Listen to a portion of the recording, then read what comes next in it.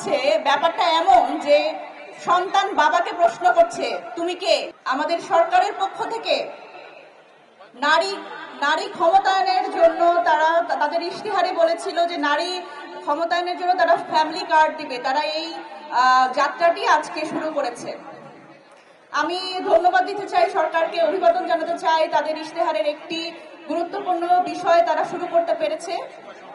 তবে আমি মনে করি যে নারীর নিরাপত্তা দিতে হবে। শুধু নারী ক্ষমতায়নের কথা ফ্যামিলি কার্ড দিয়ে এই সম্পন্ন করলে এবং ফ্যামিলি কার্ডের কথা বললেই আসলে নারীর নিরাপত্তা নিশ্চিত হয় না। নারীর নিরাপত্তা নিশ্চিত করার জন্য এই সরকারের একটা বলিষ্ঠ ভূমিকা প্রয়োজন।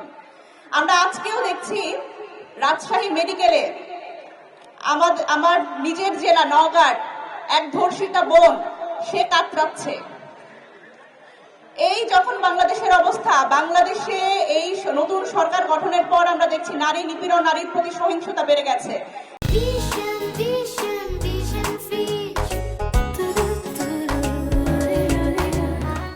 আমরা নারীর যারা আসলে এই ভুক্তভোগী নারীরা তাদের নাম আমরা জানি, কিন্তু আমরা কিন্তু যারা ধর্ষক, যারা এই ধর্ষণের ঘটনার সাথে জড়িত, যারা অপরাধী তাদের নাম আমরা জানি না। তারা আসলে কয়জন গ্রেপ্তার হচ্ছে এবং তাদের আসলে দৃষ্টান্তমূলক শাস্তির যদি মুখোমুখি আমরা না করতে পারি, সেখানে কিন্তু আমাদের এই সরকার অনেক বড় ব্যর্থতা তাদের জন্য অপেক্ষা করছে। সুতরাং আমি সরকারকে আহ্বান করতে চাই যে নারী নিরাপত্তা নিশ্চিতের জন্য এই ধর্ষকদের দৃষ্টান্তমূলক শাস্তির ব্যবস্থা করা এবং নারীর নিরাপত্তা নিশ্চিত করতে হবে। জুলাই সনদ বাস্তবায়ন এবং সংস্কার পরিষদে শপথ না নেওয়ার মাধ্যমে বিএনপি এই নির্বাচন এবং তাদের গঠিত সরকারকে প্রশ্নবিদ্ধ করছে। মানে জুলাই সনদ নিয়ে প্রশ্ন করা মানে হচ্ছে ব্যাপারটা এমন যে সন্তান বাবাকে প্রশ্ন করছে তুমি কে। সুতরাং আমি মনে করি যে আদেশের মাধ্যমে এই নির্বাচন হলো এবং এই নতুন একটি সরকার গঠন হলো, এখন নিজেরাই আসলে হাইকোর্টে, মহামান্য হাইকোর্টকে প্রশ্ন করা যে এই আদেশ ঠিক নাকি ভুল, এটা একটা বড় প্রহসন।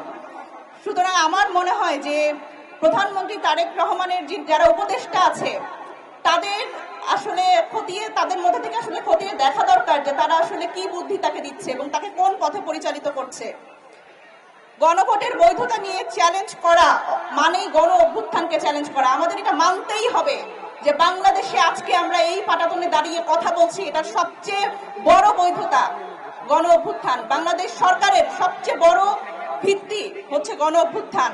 সুতরাং জুলাই সনদ বাস্তবায়ন এটা কোনো উদারতা না, এটা ফরজ।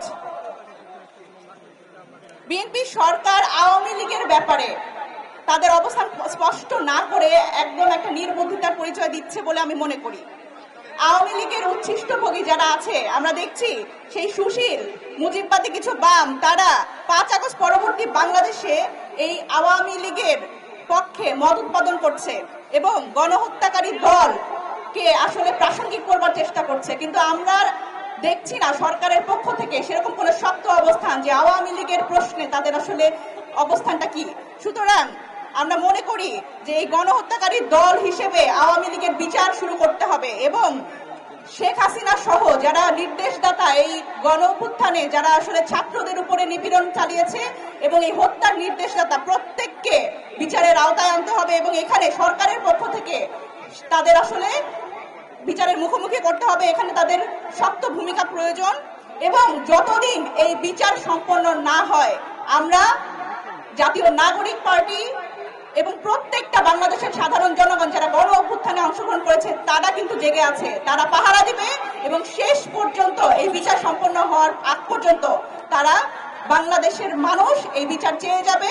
সুতরাং আমি আহ্বান করব যে বিচার সম্পন্ন করার মাধ্যমে এই গণ অভ্যুত্থানের যে দায়, এই দায় থেকে আমাদের এই সরকার, বিএনপি সরকার, তাদের দায় মুক্তি হোক।